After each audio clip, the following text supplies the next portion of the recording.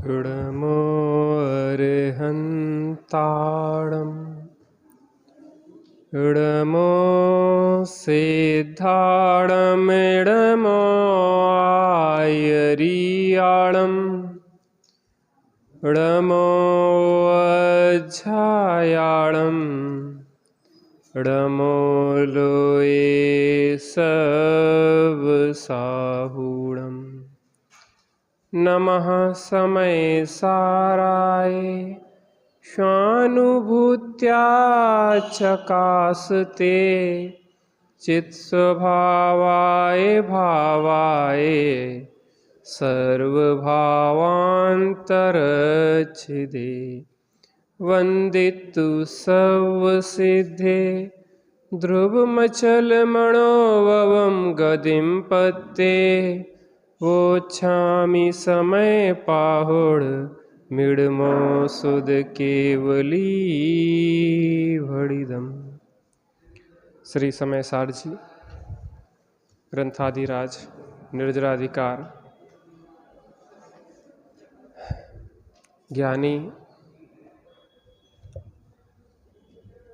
किन्हीं भी परद्रव्यों को नहीं चाहता, उसकी किन्हीं अन्य द्रव्य की आकांक्षा नहीं होती। प्रश्न किया जाए कि क्यों नहीं होती? क्योंकि वह स्वद्रव्य में ही रतिवंत है, स्वद्रव्य में ही संतुष्ट है और स्वद्रव्य में ही प्रीतिवंत है। इसलिए उसे परद्रव्य की इच्छा नहीं होती, आकांक्षा नहीं होती, क्योंकि वह जानता है कि मेरा सर्वस्व मुझ में है। मुझे अपने सुखी होने के लिए किसी अन्य द्रव्य की आवश्यकता नहीं है। मेरी पूरी संपत्ति मुझ में है। सीता से कहा कि तुम रावण आदि पर पुरुष में क्यों अपनापन नहीं करती हो, क्यों इच्छा नहीं करती हो? तो सीता कहती है कि मैं राम में ही रतिवंत हूँ, राम में ही संतुष्ट हूँ और राम में ही मेरी प्रीति है, इसलिए मुझे अन्य पर पुरुषों की चाह नहीं होती। जिन शासन में गाढ़ श्रद्धा है, उससे कोई कहे कि तुम कुगुरु कुदेव कुधर्म में क्यों श्रद्धा नहीं रखते, क्यों अपनापन नहीं करते, तो वो कहते हैं कि मैंने सच्चे देवशाद गुरु का स्वरूप समझा है और मैंने यह जाना है कि इनके माध्यम से ही मेरा हित होगा, तो इनसे ही मेरी प्रीति है, इनसे ही मेरी रति है और मैं इनमें ही संतुष्ट हूँ। यहाँ इन गाथाओं में जो चर्चा पूर्व में करके आए हैं, उन सबको समेटते हुए इस गाथा में यहाँ पे चर्चा कर रहे हैं। 214 गाथा, 416 पेज। मूल गाथा को अपन पढ़ते हैं, फिर उस पर चर्चा करेंगे। ये मादी ए दुविविहे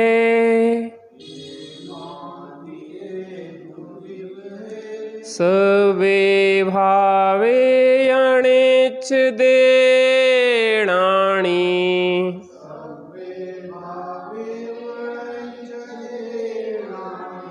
जानग भावोणिय दो णीरालंब दुसवत्थ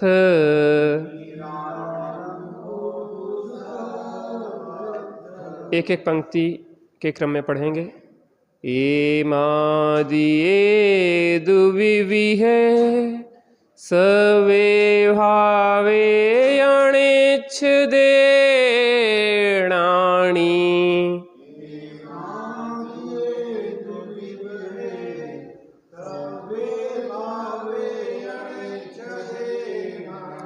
जानग भावोणिय दो णीरालंबो दुसवत्थ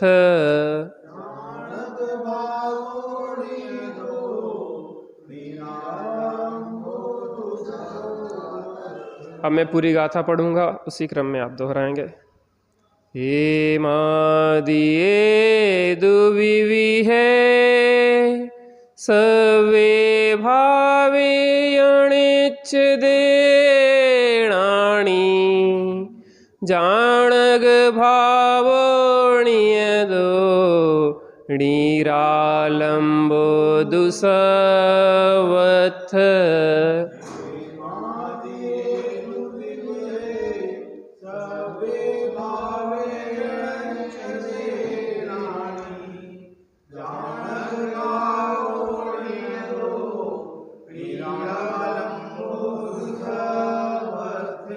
बहुत सुंदर हरिगीत पढ़ते हैं। ए आदि विद विध भाव बहु ज्ञानी न इच्छे सर्व को सर्वत्र आलंबन रहित बस नियत ज्ञायक भाव हो सर्वत्र आलंबन रहित बस नियत ज्ञायक भाव वो।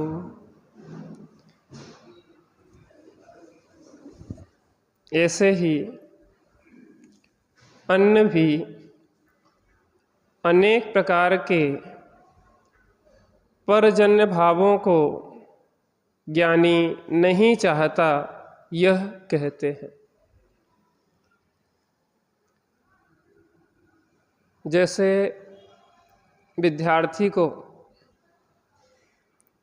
कक्षा में क्लास टीचर कुछ सवाल हल करके दिखा देता है और वो कहता है कि बाकी इसी विधि से सॉल्व कर लेना। ऐसे ही यहाँ ज्ञानी ने कुछ भावों की चर्चा कर दी है और बाकी जो भी इस जाति के भाव हैं उन सबको लगा लेना। कैसे लगा लेना? ऐसे ही अन्य भी अनेक प्रकार के परजन्य भावों को ज्ञानी नहीं चाहता। परजन्य भावों को ज्ञानी नहीं चाहता, ना वो परद्रव्य को चाहता है, ना परद्रव्य के भावों को चाहता है अर्थात परद्रव्य के गुण पर्यायों को चाहता है, ना परद्रव्य के निमित्त से होने वाले अपने विभाव भाव को चाहता है।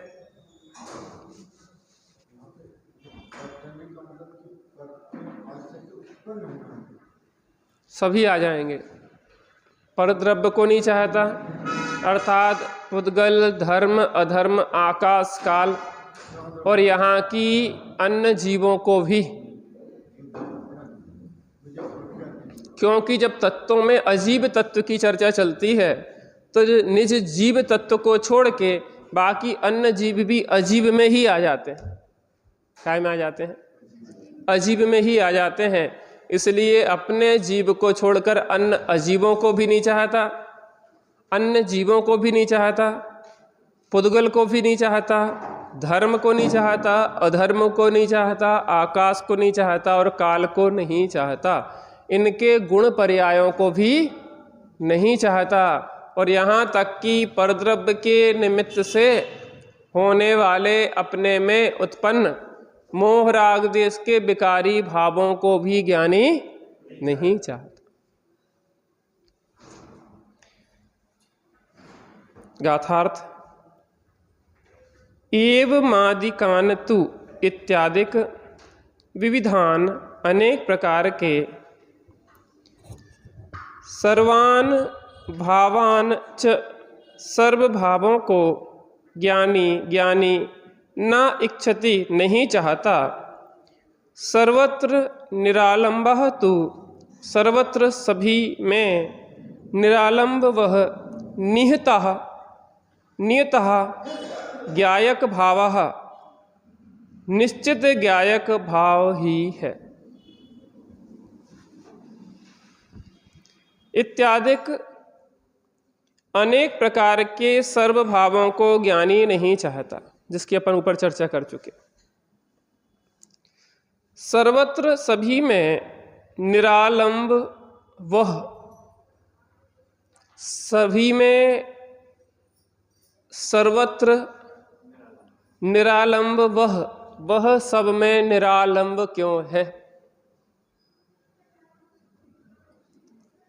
वह सब में निरालंब क्यों है अगर प्रश्न किया जाए? क्योंकि स्वाद्रव्य का अवलंबन उसे प्राप्त हो गया है। देखो, हम आत्मा हैं, लेकिन आत्मा होते हुए भी आत्मा का अगर अवलंबन नहीं है तो हम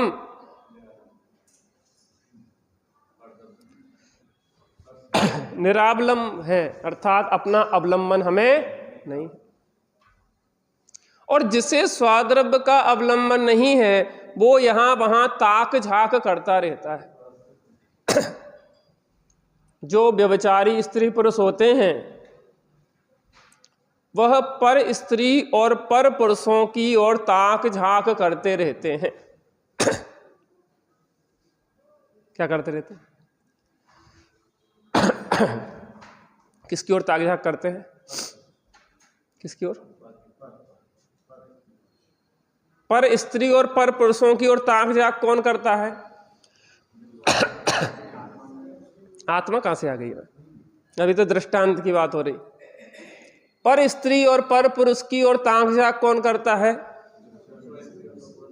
जो स्व स्त्री और स्व पुरुष में संतुष्ट नहीं है। बाबू युगल जी साहब एक बात कहते थे, एक दृष्टांत देते थे कि उचक्का किसे कहते हैं? उचक्का, जैसे किसी की कोई सीमा है, घर की बाउंड्री में ऊंची ऊंची 6-6 फुट की दीवारें खींच दी जाती हैं कि अंदर कोई ताक झाक नहीं कर पाए। तो 6 फुट की दीवार है तो सीधे सीधे तो अंदर का दिखेगा नहीं, तो उचक उचक के अंदर देखना चाहता है। क्या करता है वो? उचक उचक के अंदर ताक झाक करता है।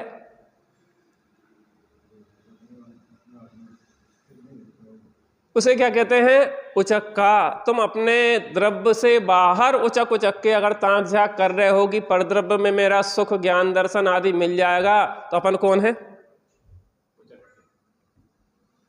क्योंकि परद्रव्य को अपना मान के उसे अपना बनाना चाह रहे हैं। तो ज्ञानी सर्वत्र सभी में निरालंब है। वह क्यों है? क्योंकि उसे स्वावलंबन प्राप्त हो गया है। सीता राम में ऐसा कहें कि सीता अन्न के अवलंबन की इच्छा क्यों नहीं करती? सीता अन्न के अवलंबन की इच्छा क्यों नहीं करती? क्योंकि सीता माता को राम का अवलंबन प्राप्त हो गया है। और चंद्रनखा क्यों दूसरों की ओर ताक झाक करती रहती है? क्योंकि उसने खरदूषण में अपनापन करा नहीं है। अरे पति होने से क्या होता है? पति में अपनापन नहीं है, पति के प्रति बहुमान नहीं है, तो वास्तव में उसकी पास पति होते हुए भी वह पति विहीन है।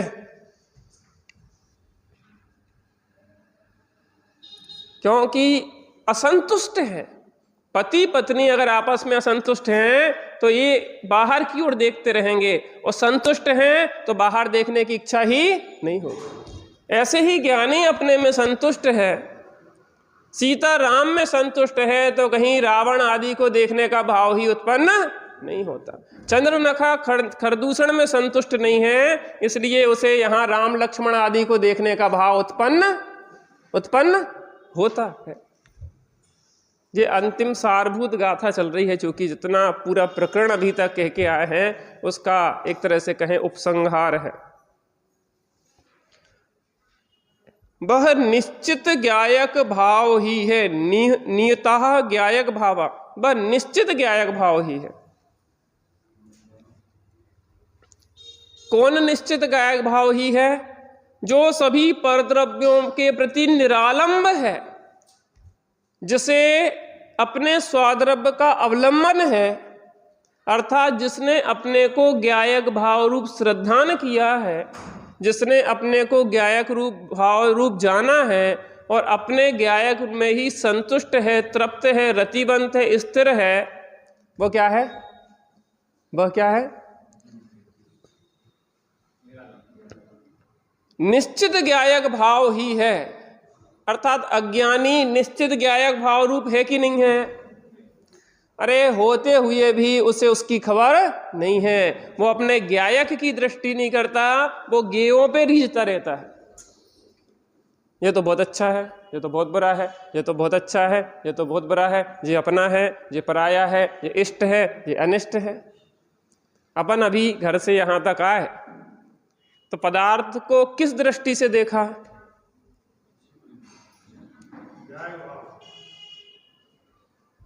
पदार्थ को किस दृष्टि से देखा? फलों के बहुत ठेले लगे हैं, इष्ट अनिष्ट, इष्ट अनिष्ट, भला बुरा, व्यक्ति मिले आए गए, ये भले ये बुरे, जो इष्ट हैं उनके प्रति प्रीति करी और अनिष्ट लगे उन्हें हटाने का भाव किया। ये कहाँ से दिख गए? सुबह सुबह से अपशकुन हो गया। क्या हो गया? अपशकुन हो गया। सवेरे सवेरे से शकल देख ली। किसकी? अपनी। दर्पण में अगर देख रहे हैं, क्या हा मेरा क्या रूप है, मैं कितना सुंदर लगता हूं, तो ये क्या हो गया? मिथ्यात रूपी क्या हो गया? मिथ्यात रूपी अपशकुन हो गया। और मैं एक ज्ञायक भाव हूं, अगर ये देख लिया तो क्या हो गया? सुगुन हो गया, शकुन हो गया। कहते हैं कि भरा घड़ा अगर मिल जाए तो क्या होता है? अगर कहीं यात्रा के लिए जा रहे हो और भरा घड़ा मिल जाए तो क्या होता है? सगुन होता है। और खाली घड़ा मिल जाए तो अपशकुन होता है। भरा घड़ा मिल जाए तो सगुन होता है, खाली घड़ा मिल जाए तो अपशकुन होता है, ऐसा नहीं? अच्छा, अरे हम तो जोड़ रहे हैं ना, हम लिख देंगे। लिख भी पा रही तो अपनी जैसे तो कोई लक्ष्य है क्या? अगर जो व्यक्ति अपने को एक ज्ञायक भाव से परिपूर्ण देखता है तो उसके जीवन में सम्यक्त रूपी सगुन होता है। जो अपने को खाली देखता है, अपने को ज्ञायक भाव रूप नहीं देखता, उसके जीवन में अपशकुन होता है। मैं हूं तो परिपूर्ण, मुझे पर की किंचित भी आवश्यकता नहीं है, और मैं अपने को परिपूर्ण ना देख के अपने को रिक्त देख रहा हूं, तभी तो मैं पर की ओर देख रहा हूं। एक ज्ञायक भाव रूप जो अपने को देखता है, उसे जो अपने में ही परिपूर्ण अपने को देख रहा है, उसे पर की ओर देखने की आवश्यकता ही नहीं है। वास्तव में सम्यक दृष्टि के जीवन में ही सकुन होता है, सगुन होता है, शुभ होता है। बाकी मिथ्यात दशा में तो कोई शुभ नहीं है, सर्वत्र अशुभ ही अशुभ है। राग देश, मोह राग देश जे कैसे हैं? अपसगुन रूप है।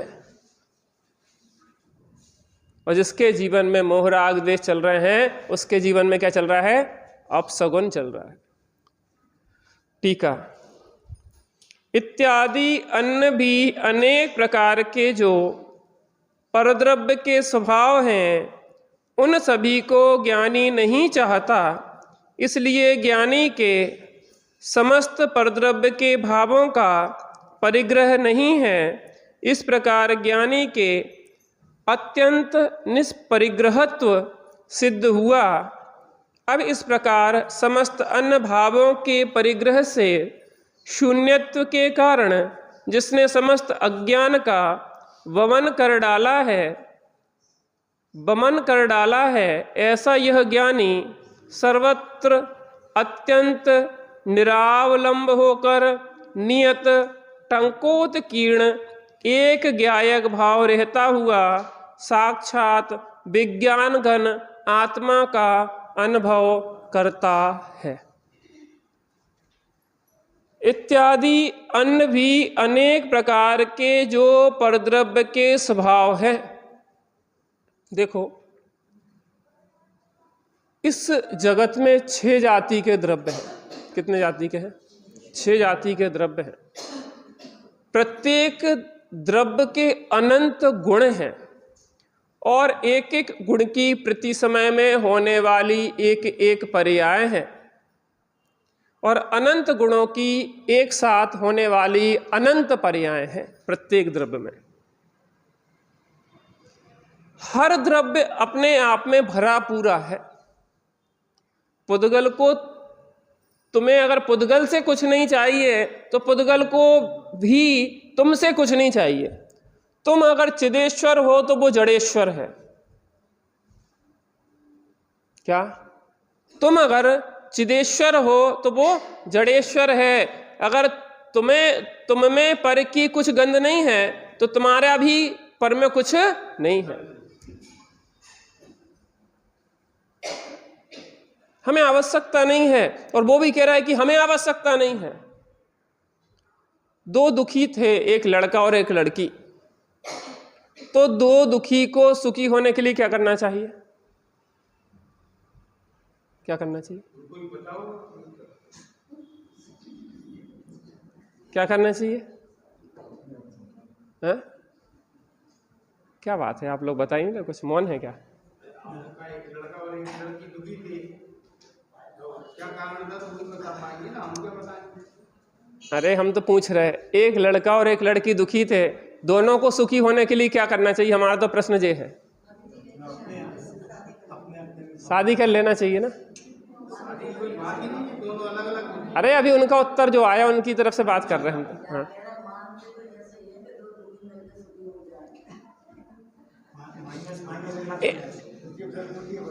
माइनस माइनस प्लस हो जाएगा तो आपका प्लस हो पाया कि नहीं अभी तक?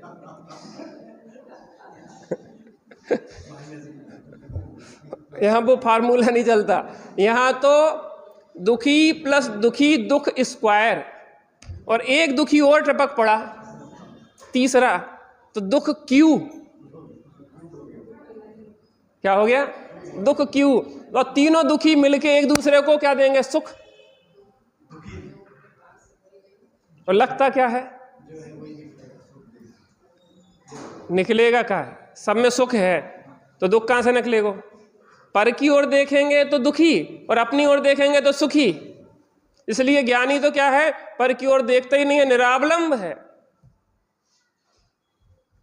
ये बातों की बातें नहीं है, ये जीने की बात है।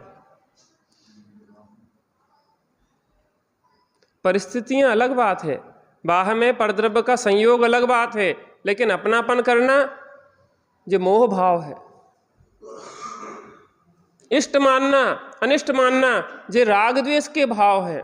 ये राग मोह राग द्वेष के भाव बुरे हैं। परद्रव्य को कहां भगाओगे? इस जगत में अनंतानंत द्रव्यों का निवास है। आप ये सोचो कि जो लोक है ना, इसके असंख्यात प्रदेश हैं। कितने प्रदेश हैं? असंख्यात प्रदेश हैं। और जीव द्रव्य के कितने प्रदेश हैं? असंख्यात लोक प्रमाण। जब समुद्रघात होता है, केवली समुद्रघात में अंतिम कौन सा होता है? लोक पूर्ण समुद्रघात होता है। तब आत्मा के, उन केवली भगवान के आत्मा के एक एक प्रदेश एक एक लोकाकाश पे स्थिर हो जाते हैं, स्थित हो जाते हैं। आप सोचो, एक एक बिल्कुल पूरे के पूरे। अब हम ये कह रहे कि असंख्यात प्रदेश हैं उस लोक के, और इस असंख्यात प्रदेशी लोक में असंख्यात असंख्यात प्रदेश वाले अनंत जीव रह रहे,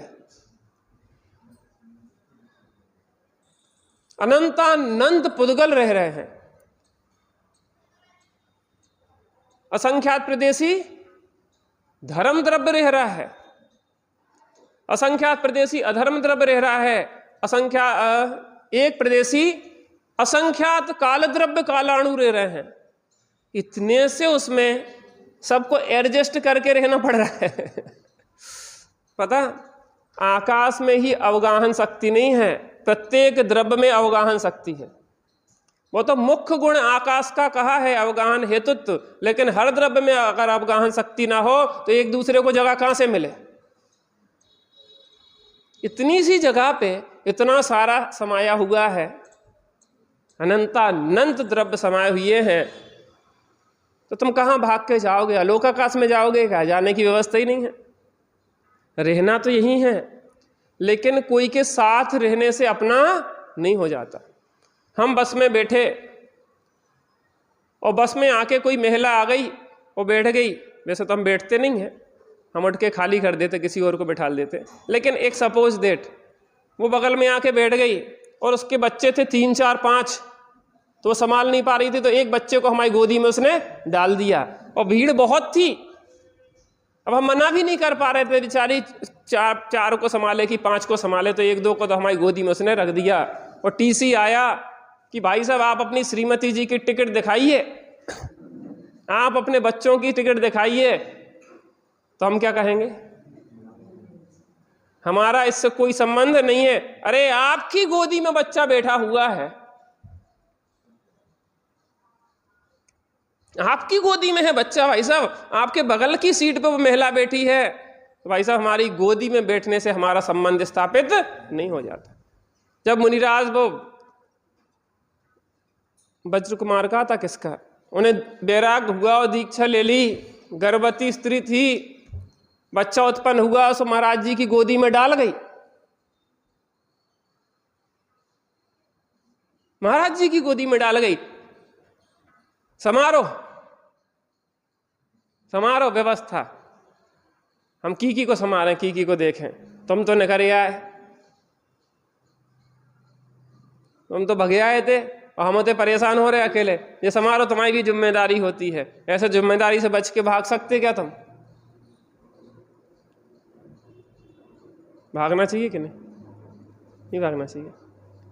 पता पहले से कांटेक्ट के आधार यही होते हैं कि धर्म ध्यान में हम एक दूसरे को रोकेंगे नहीं। अगर हमें वैराग हो गया तो हम दीक्षा ले लेंगे, ना हम आपको रोकेंगे ना आप हमें रोक सकते। पहले से ही जो निर्णय किया गया है, तो इसमें क्या भागना? जहां अंदर में वैराग आता है तो फिर वो उलझता नहीं है। प्रद्युम्न को वैराग आ गया तो उन्होंने ये नहीं सोचा कि पिताजी और ताऊ जी बैठे हैं अभी। आपको अगर संसार का थंब बन के रहना है तो रहो, मुझे तो अंदर में वैराग आ गया है, मैं संसार में रहना नहीं चाहता। मतलब यह है कि परद्रव्य के आपके निकट रहने से कोई परद्रव्य आपका हो जाता नहीं है। समस्या यह है कि वो आपके बहुत दूर हो। आपका बच्चा 7 समंदर पार है, 7 समंदर पार है। हमारी भतीजी अहमदाबाद में रहती है, अभी वो बीमार हो गई बहुत ज़्यादा, तो मम्मी से वीडियो कॉलिंग करती रही 1 घंटा कि मम्मी बहुत तकलीफ हो रही, बहुत तकलीफ हो रही। अब वो 1000-2000 किलोमीटर दूर है मम्मी, और लेकिन मम्मी और वो दूर है कि पास में है? मम्मी अब बहुत तकलीफ हो रही है, अब तो हमसे सहन नहीं हो रहा है, अब तो बहुत हो रही है। कहाँ तड़फ रहा? कौन तड़फ रहा? मम्मी तड़फ रही 1000 किलोमीटर दूर, और वो बगल के कमरे में जो है उसको कितनी समस्या है। अरे अगर बगल के कमरे नहीं, रूममेट होए कोई, उसको कितनी समस्या है। समस्या काय की है? बगल में रहने की, पास में रहने की, उसके साथ एक क्षेत्र आपका संबंध की कि मोह की। शरीर तो बना रहेगा भाई साहब, वैराग होने पे शरीर को काट छाट थोड़ी ना देता है ज्ञानी। किसने तुझसे कहा कि तू कंचन महल अटारी छोड़ दे, जो है जहां वहीं रहने दे। मकान को ढक्का दोगे क्या? क्रेन बुला के उसको यहां से वहां गिरवाओगे क्या? हमें वैराग आ गया है तो मकान को गिरा दो, सोने चांदी को रोड पे फेंक दो, बीवी बच्चों को बाहर निकाल दो। क्यों? क्योंकि हमें वैराग आ गया है। अरे तुम कुछ नहीं करो, तुम वहीं रहो, मकान में भी रहो, बीवी बच्चों के बीच में भी रहो, यहां तक कि नरक में रहते हुए डिसुम डिसुम भी करें। गेही पे ग्रह में न रचे ज्यों जलते भिन्न कमल है, और नगर नारी को प्यार यथा कादे में हेम अमल। गेही पे ग्रह में न रचे ज्यों, घर में रह रहा है लेकिन घर में रचता नहीं है, जो सम्यक दृष्टि की पहचान है। क्यों नहीं रचता? क्योंकि उसे अपना घर दिखाई दे गया है। इसलिए ईट चूने का, जो जड़ का पुद्गल का घर अपना दिखाई नहीं देता। इत्यादिक अन्य भी अनेक प्रकार के जो परद्रव्य के स्वभाव हैं उन सभी को ज्ञानी नहीं चाहता। अन्य अजीबों को नहीं चाहता, पुद्गल धर्म अधर्म आकाश काल को नहीं चाहता। यहाँ तक कहें कि पर के निमित्त से होने वाले अपने विकारी भावों को भी ज्ञानी नहीं चाहता। होना अलग बात है और चाहना अलग बात। अनिच्छुक को अपरिग्रही कहा। एक शब्द डाला था अभी पहले, आप लोग बताएंगे कि कौन सी इच्छा नहीं होती?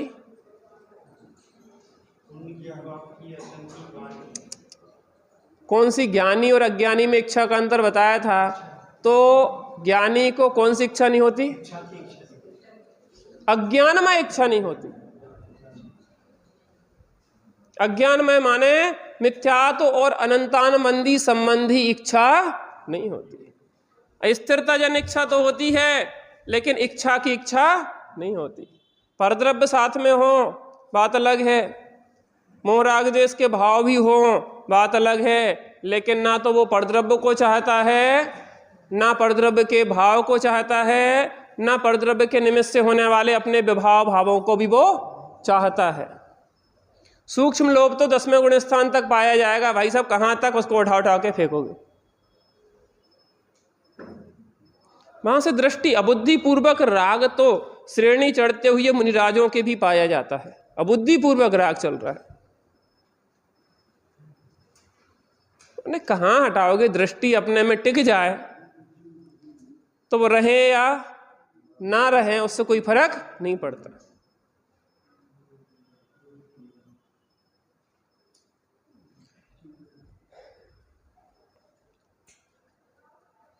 इसलिए ज्ञानी के समस्त परद्रव्य के भावों का परिग्रह नहीं है। इस प्रकार ज्ञानी के अत्यंत निष्परिग्रहत्व सिद्ध हुआ। इति सिद्धम कौन सा होता? बीज गणित होता, रेखा गणित, उसमें सिद्ध किया करना पड़ता है। आंसर लिखा होता सामने, लेकिन आपको सिद्ध करना पड़ता है। ज्ञानी अनिच्छुक क्यों है? इति सिद्धम। ज्ञानी के परद्रव्य का परिग्रह क्यों नहीं होता? इति सिद्धम, ये सिद्ध हो गया है,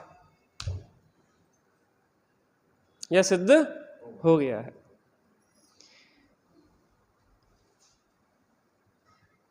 अत्यंत निष्परिग्रहत्व सिद्ध हुआ। अत्यंत निष्परिग्रहत्व सिद्ध हुआ। अत्यंत निष्परिग्रहत्व।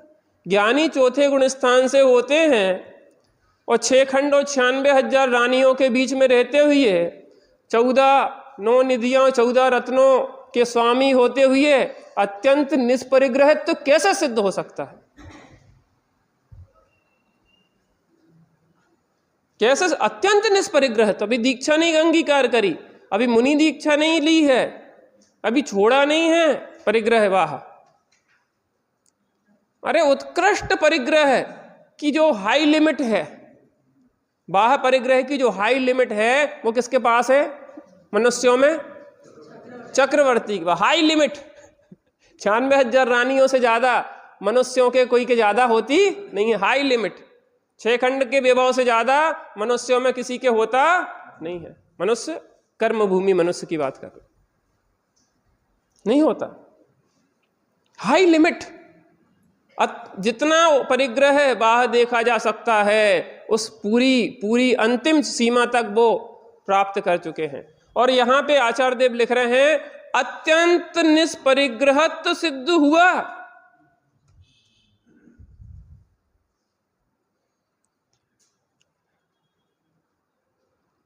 देखो इसमें संस्कृत में दिया है, बहुत बढ़िया, 416 पेज पे संस्कृत टीका। इति सिद्धम ज्ञानिनो अत्यंत निष्परिग्रहत्वम, मिल गया दूसरी लाइन है इति सिद्धम, यह सिद्ध हो गया है क्या? ज्ञानिनो अत्यंत निष्परिग्रहत्वम, ज्ञानी को अत्यंत निष्परिग्रहत्व सिद्ध हो गया है। इसका मतलब यह है कि ज्ञानी सम्यक दृष्टि है, 6 खंड के बीच में है, 96,000 रानियां हैं, 9 निधियां हैं, 14 रत्न हैं, उसके बाद भी अत्यंत निष्परिग्रहत्व सिद्ध हो गया है। भावलिंगी संत अमृत चंद स्वामी यह घोषणा कर रहे हैं। सही गलत?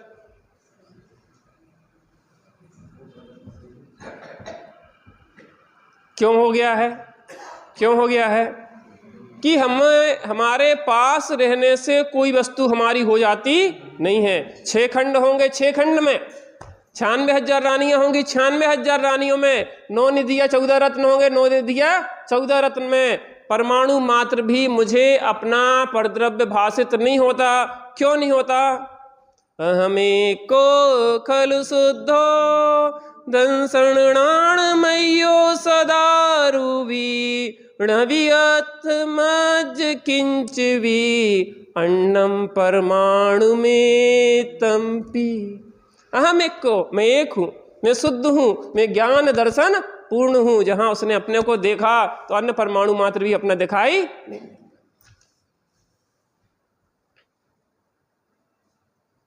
अज्जू भैया, ऐसे जिया जा सकता कि नहीं? ज्ञानी ऐसे ही जीते हैं, इसलिए कोई टेंशन नहीं होती, कोई परेशानी नहीं होती, अत्यंत निष्परिग्रहित सिद्ध होता है। अब इस प्रकार समस्त अन्य भावों के परिग्रह से शून्यत्व के कारण जिसने समस्त अज्ञान का वमन कर डाला है, समस्त अन्य भावों के परिग्रह से शून्यत्व के कारण परद्रव्य के एकत्व के शून्यत्व के कारण, परद्रव्य के भावों के एकत्व के शून्यत्व के कारण, परद्रव्य के निमित्त से होने वाले अपने विकारी भावों के एकत्व, ममत्व, कर्तृत्व और भोक्तत्व के शून्यत्व के कारण अज्ञान अवस्था में 4 प्रकार की बुद्धि चलती है: एकत्व, ममत्व, कर्तृत्व और भोक्तृत्व।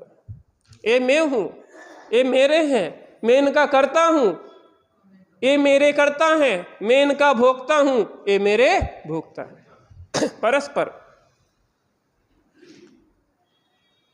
स्त्री मुझे सुख दे रही है, मैं स्त्री को सुख दे रहा हूं। परस्पर में एक दूसरे के कर्तृत्व भोक्तत्व चलता रहता है।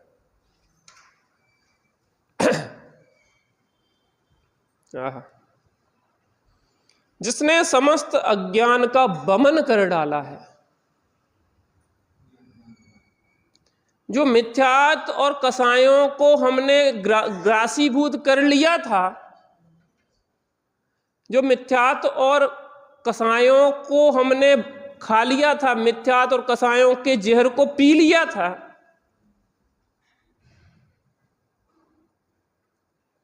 मिथ्यात और कसायों के एकत्व, ममत्व, कर्तृत्व, भोक्तत्व के जहर को पिए बैठे थे। कर्ता जगत का मानता जो स्वयं या भगवान को, वो भूलता है लोक में अस्तित्व गुण के भान को। सब अपने अस्तित्व से रह रहे हैं, तुम किसी के कर्ता धर्ता हरता नहीं। स्वयमेव इस जगत का सब काम हो रहा है, स्वयमेव इस जगत का सब काम हो रहा है। हमको भी धीरे धीरे श्रद्धान हो रहा है, हमको भी धीरे धीरे श्रद्धान करने को जड़ का कार्य तुझे जड़ ही होना होगा। जड़ का कार्य तब कर सकते हो जब तुम जड़ हो, क्योंकि जड़ का कर्ता धर्ता कौन होता है? जड़ होता। करने को जड़ का कार्य तुझे जड़ ही होना होगा। अज्ञान में है चेतन, तूने अज्ञान को ही भोगा। परद्रव्यों को भोगा कि अज्ञान को भोगा? त्यागी जी कई बार कहते कि तूने भोजन किया कि मिथ्यात्व को भोगा खाया। क्या कितनी कल्पना में जी रहे हैं हम, वास्तव में कितनी कल्पना में जी रहे हैं। कहते हैं दूर होती जा रही हैं कल्पनाएं और पास आती जा रही है जिंदगी, और पास आती जा रही है जिंदगी और दूर होती जा रही है। कल्पनाएं दूर होंगी और जिंदगी पास आएगी, और जिंदगी पास आएगी तो कल्पनाएं दूर होगी। आहा, ऐसा यह ज्ञानी सर्वत्र अत्यंत निरावलंब होकर नियत टंकोत्कीर्ण एक ज्ञायक भाव रहता हुआ साक्षात विज्ञान घन आत्मा का अनुभव करता है। सर्वत्र अत्यंत निरावलंब होकर, सर्वत्र सर्वद्रव्य क्षेत्र काल और भाव से क्या है वो निरावलंब है। क्यों है? स्वाद्रव्य क्षेत्र काल भाव में ही वो स्थित है।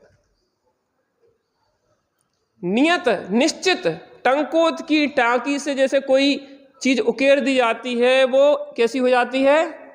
नित्य हो जाती है, स्थिर हो जाती है, सदा काल के लिए हो जाती है। बेसी एक ज्ञायक भाव रहता हुआ सदा काल अपने को ज्ञायक भाव रूप श्रद्धान करता है, ज्ञान करता है और अपने ज्ञायक भाव में ही रत रहता है। साक्षात विज्ञान घन आत्मा का अनुभव करता है। एक ज्ञान मात्र आत्मा हूं, निरंतर वह यह अनुभव। कौन? अपन ऐसा अनुभव करेंगे तो हम भी ज्ञानी हो जाएंगे। थोड़ी देर बैठते हैं।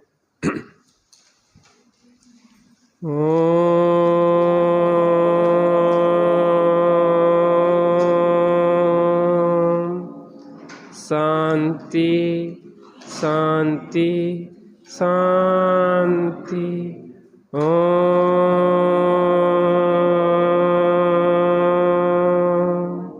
शांति शांति शांति।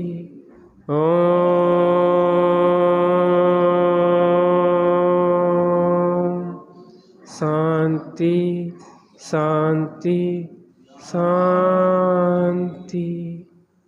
ज्ञानी को सर्व परद्रव्य का, सर्व परभावों का और पर के निमित्त से होने वाले अपने विभाव भावों का परिग्रह नहीं होता,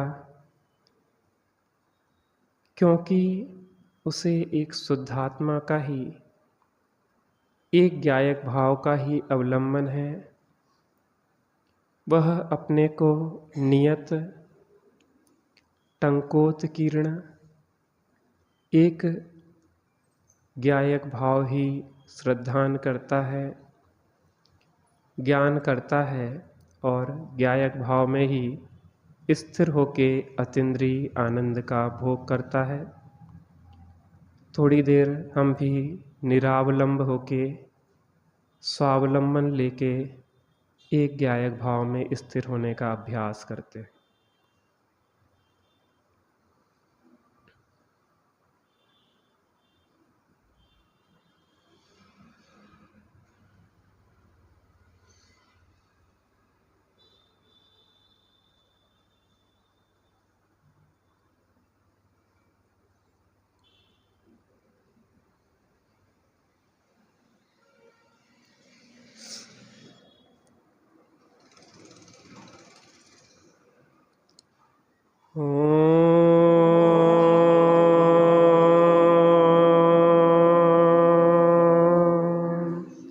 शांति शांति शांति।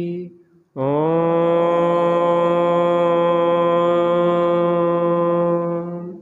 शांति शांति शांति। ओम शांति शांति शांति। सहजानंदी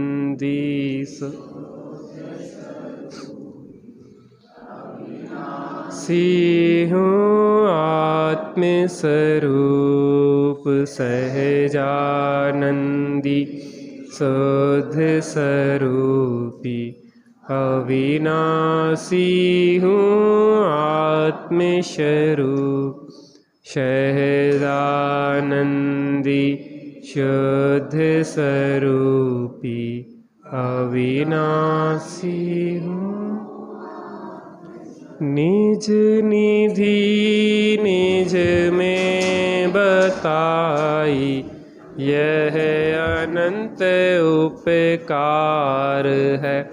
उसके लिए जिन वाणी माँ को वंदना 7 बार है, वंदना 7 बार।